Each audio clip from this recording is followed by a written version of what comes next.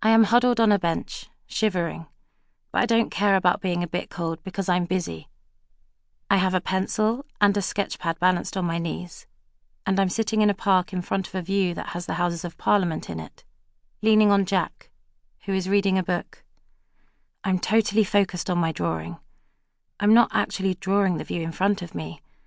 I do have a few pages of Big Ben's in my sketchbook, but it's just not the thing that seems to be appearing on the page. "Are you nearly done?" says Jack. "I mean, you have to take as long as it takes, but it's going to rain and—" He shifts around and looks at my drawing. "Oh," he says. "Oh, right, a metaphorical interpretation of the view." "Yep." Ella Black has made me shiver on a bench for an hour so she could draw a picture of Ella Black. It's not Ella Black. "Sorry to break this to you, sweetie, but I think it really is." I look at it. She looks like me, but she isn't me. I wish Jack could see that, though I don't know how I could possibly expect him to. If I told him, he'd probably understand in the end, but I have never told him and I never will. I laugh a bit, from nerves, and he does too. "How's your book?" I say. "Brilliant, actually. The apocalypse is well underway." "Hey, you're right. This doesn't look quite like you. It's like you with psychotic eyes, isn't it? It's you thinking about something you really, really hate." I look at him. I steady my breathing. "Yes," I say. "Yes, actually, it really is." "You're not thinking about me, are you?" I look at Jack, blonde, unexceptional looking, and one of my 2 best friends in the world. One of my 2 only friends in the world. I love his face. I love the way we know each other's secrets. Though really, I know his big secret. But he doesn't know all of mine. I might not know all of his. I probably don't. "Of course I'm not thinking about you," I say, and a raindrop falls right onto my drawing and blurs its face. I close the sketch pad, and Jack puts away his apocalyptic thriller, and we run to a big tree and stand underneath it, looking at the rain and the people putting up umbrellas and hoods and walking fast to unimaginable places. And we wait for it to ease up enough for us to walk to Trafalgar Square and catch a train home to Kent. We ran away to London because it was half-term.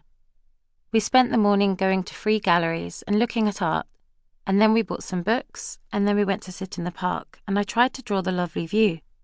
But I drew myself with psychotic eyes instead. And I know why I did. And I'm glad I did. By the time we get to Charing Cross, the rush hour has started. It's later than we realised, even though I was literally looking at one of the most famous clocks in the world for quite a lot of the afternoon. "Massive miscalculation," says Jack. "I know, right?" We stand and look at the people on the concourse. It is extremely busy, not just with commuters, though mainly with them, but also with half-term people like Jack and me. People who have come to London to look at the sights and then forgotten that you need to get a train home either earlier or later than this. If we get the right train, it will only take 40 minutes, but it might be an uncomfortable ride. We live in a commuter town, and people are going home in their thousands. We're about halfway back when my head starts ringing. I'm standing up, separated from Jack by 2 business types who got on at London Bridge, and who are pretending they're still at work. One is pressing right up against me, reading some boring financial thing on his iPad.